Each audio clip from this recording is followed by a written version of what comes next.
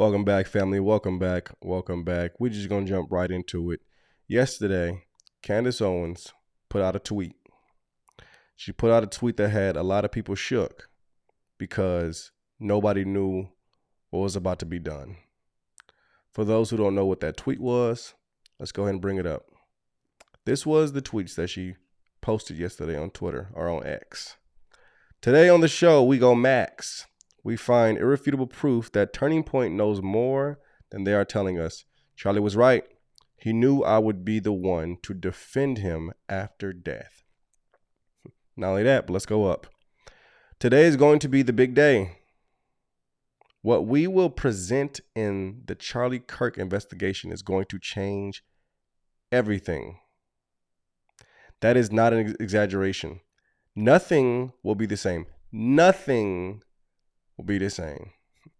Now, I don't know who's seen what was said, but we're going to play a clip of it. And what was said on this clip is indeed jaw-dropping. I'm not going to lie about that. The information that is presented on this video that we're about to show is indeed shocking to hear. It's a couple different things she's going to say, but let's just jump right into it. Check out this clip.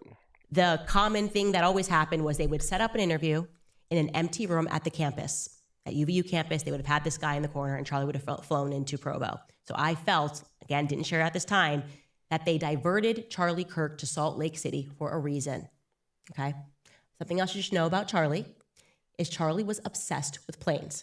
Okay? My husband and him actually shared this in common, where every time we'd board a plane, Charlie would know exactly, like, way too many facts about the plane. If we boarded an old American Airlines flight, he'd be like, oh, they actually took these planes out of service in the 1970s.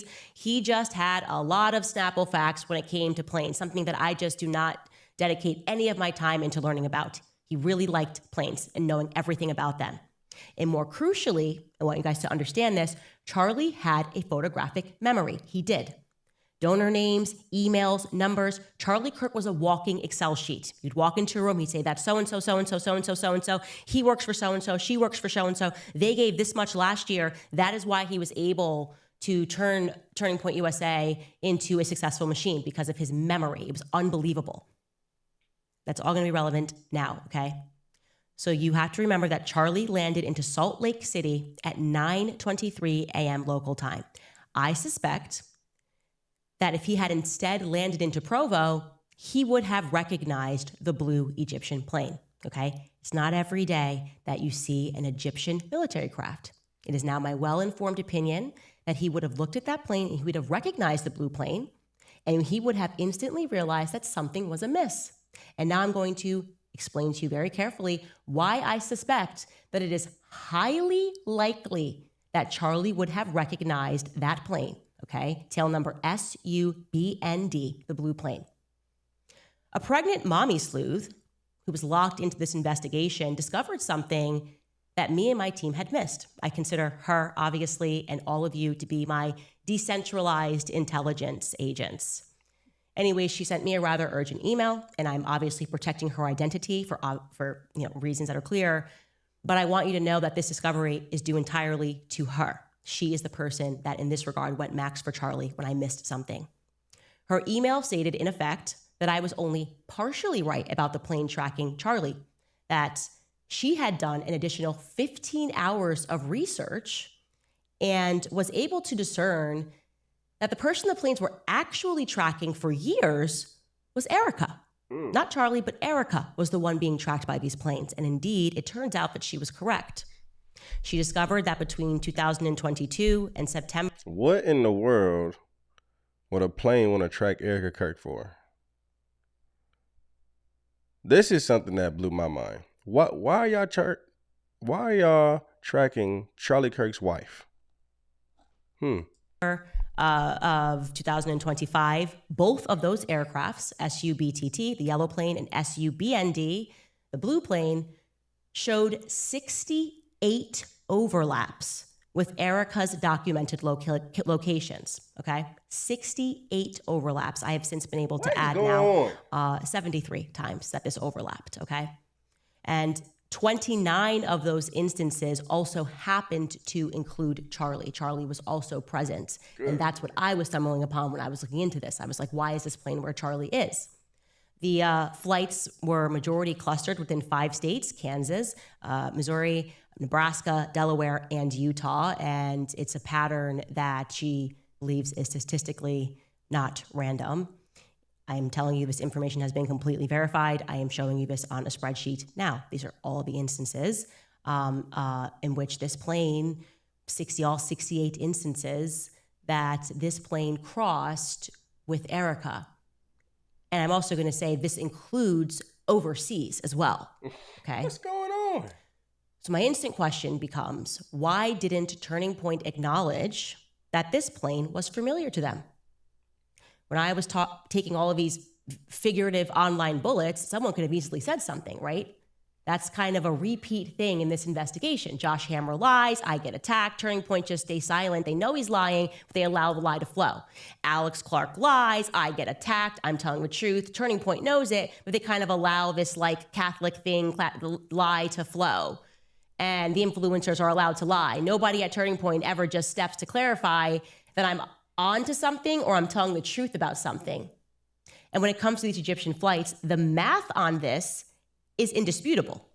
There is less than a 0.000000001% probability, okay, under random distribution models that these Egyptian planes coincidentally landed around Erica. Ain't no coincidence. I don't believe in coincidence. This is something that was planned as far as the planes. They knew who they were circling. They knew where this person was going to be. They knew it all the other times. 0.0000001%. Are you kidding me?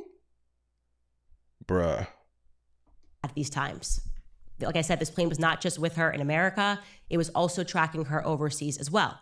I flagged this because I was alarmed because I thought it was tracking Charlie. And I am telling you that this plane, in addition to Charlie, and primarily actually was tracking Erica. Now, let's get to the day of the assassination.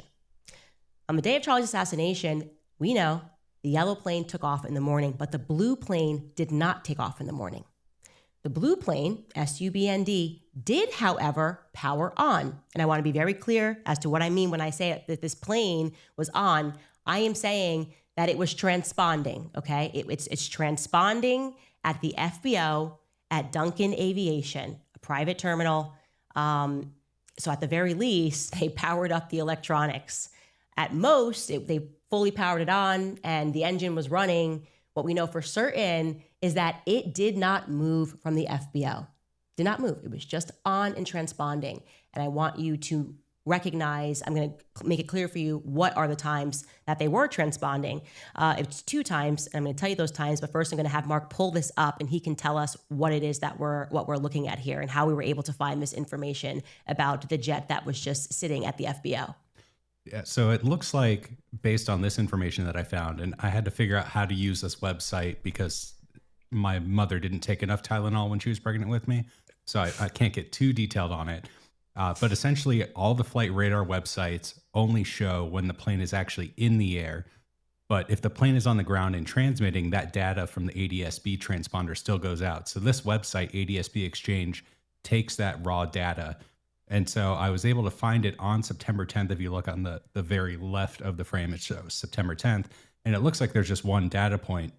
But what I did is I zoomed in, and the plane's actually not moving. It's just GPS is a little bit inaccurate when you're this close, but you're able to see all these different times here. And that is the UTC time zone, also known as Zulu time. So subtract 7 hours from that to get Utah time. And so I tracked all of these down, and I was able to find that the plane was transponding from 9:05 a.m. until 10:34 a.m. Then it was off. And then at 12:40 p.m., it came back on and turned off again at 1:29 p.m. Okay, I'm going to repeat that so that everybody understands. We were able to discern from this data as follows. On September 10th, on the day of Charlie's assassination, this plane first transponded from 9:05 a.m. plus 36 seconds until it was turned off at 10:34 a.m. and 5 seconds. Then the plane turned back on, the transponder was turned back on just 17 minutes after Charlie was shot at 12:40 p.m. and 53 seconds, and it stayed on until 1:29 p.m. and 40 seconds. So what was the blue plane doing sitting on the tarmac? We can only imagine what it was. There's some real investigation stuff going on right here. Like, whoa. This is the type of stuff that the FBI be doing behind the scenes. Candace is just showing it to the public. You know how crazy this is? Do you know how crazy, like, this is wild. Listen, hate Candace or love Candace. She doing some real investigating, bruh. She doing some real investigating, bruh. Hate her or love her. Like, I know they shaking in their boots. She better have some thick security around her when she walking in public. Let me tell you right now. The stuff that she's doing, no one else is doing. She has the #1 podcast in the world, and she's bringing all this to our attention. You know how scary that is for people who are in on this? Go ahead and keep it up, CO. Go ahead and keep it up. Okay. We can run a couple of options here. It's possible that they were just running a maintenance check. Duncan Aviation does offer maintenance repairs. It's therefore possible that it just chose to run some maintenance checks at an unfortunate time, okay? Another possibility is that a military jet, particularly one from a foreign country, would likely be equipped with encrypted satellite-based communications capabilities. If you wanted to make an untraceable phone call, as an example, that would be a good place to do so because only the NSA would be able to intercept that call. And it's pretty obvious that the deep state doesn't seem particularly interested in the assassination of Charlie Kirk. So that'd be a safe place to communicate on that plane. Like I said, these are our options. What we can do now, however, is we can add this to our list of verifiable Turning Point USA lies because I'm going to count this as a lie by severe omission. By keeping your mouth shut and allowing Candace to take all the figurative bullets as she points out the oddity of a plane that you guys recognized, okay? My point is that these planes were known to Turning Point USA, and we all deserve to know why they were on the ground on that day, what they were doing on the ground on that day, and also why Turning Point chose to stay mum when every influencer under the sun and every publication attacked me for even mentioning the planes, making it seem like I was dumb, I was stupid. Turning Point USA is able to provide answers to these questions. There is more that I know, by the way, but I want to challenge them to respond to this first. Were these Egyptian military planes familiar to Charlie Kirk? It is a simple yes or no question. And answer it carefully, please, Andrew Colvett, spokesperson for Turning Point USA. Because there is something very specific, Andrew, that you told me that happened when you arrived into Provo on the tarmac that day, and it is now playing over and over and over again in my mind, and it isn't adding up. Another point that I'd like to follow up with, Andrew Colvett, let's stick with you, is that in the hospital on that day, you told me, you were in the hospital, that you were told that there was a credible threat against me and Tucker Carlson. Specifically, you told me that me and Tucker Carlson were on a list and that you were just telling me as a friend that me and Tucker should lay low. And after you told me that, I ended our phone call and I immediately called Tucker Carlson.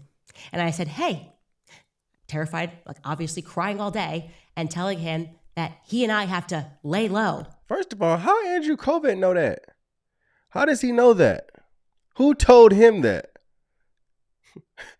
Who told you that's seen the list? And who has the list?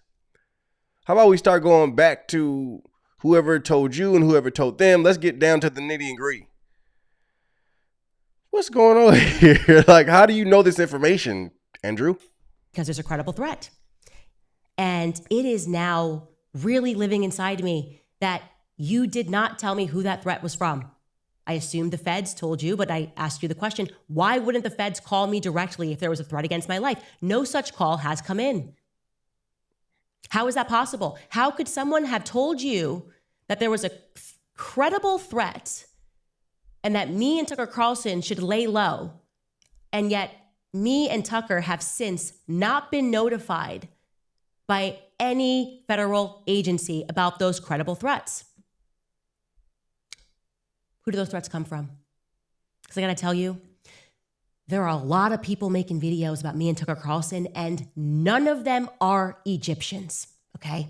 In fact, it's the Israelis. It is Israel that seems deeply upset with me and Tucker Carlson. They are not letting it go. They are making threats on every stage, okay? People that are tied to Israel are making threats against me and Tucker Carlson, demanding that we be canceled. So who specifically told you in the hospital room that there was a credible threat against my life? I'm going to need that information, okay? I want to know that now. Okay. Because the stakes seem pretty high. And I have a lot of questions. This is probably a good time to tell you all that I am starting to piece together another scenario that could have happened. And there was another flight that I am now very interested in. And I believe that somebody somewhere knows something about this flight. So pay attention to this. The tail number is N560TW. N560TW. It departed on the morning of September 10th from Scottsdale, Arizona. And it landed into Provo at 10:06 a.m.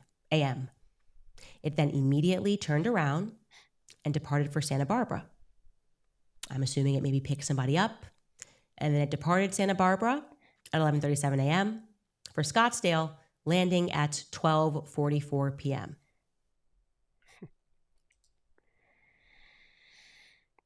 It's getting real.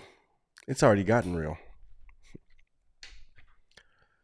This is some next level detailed investigation. This is next level detailed investigating what they're doing. And the good thing is that it's in the public, because there's different people who are professionals in this that are telling her different things, that are going into the Candace tip jar. Right? Professionals are speaking to her, and she's getting different information from them. And she can do that because it's public. So people are watching just like we're watching, and they're going to the tip jar and giving her more information. I truly think this is like a whole movie. You know how when you're watching a movie and it's just super suspenseful, and then the ending is like, whoa, I kind of seen it coming, but I didn't see it coming. That's what I feel like we're in right now, a whole movie.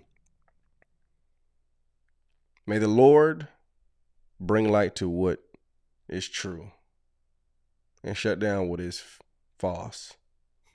Amen. At the end of the day, I just want justice to be served for Charlie. You know, Charlie did a lot. He was a good brother, man. And whatever really happened to him, I truly pray that the Lord allows it to come to light. I really do. Everyone involved, I pray that they are exposed. And I pray you pray that too. May truth come out, no matter what it is. May the fakes be exposed. Those who were around Charlie, those who were close to Charlie, I don't care how close. If they had anything to do with this, may they be exposed, Lord. Amen? Amen? Those who come into agreement, put amen in the comments. God bless. Shalom.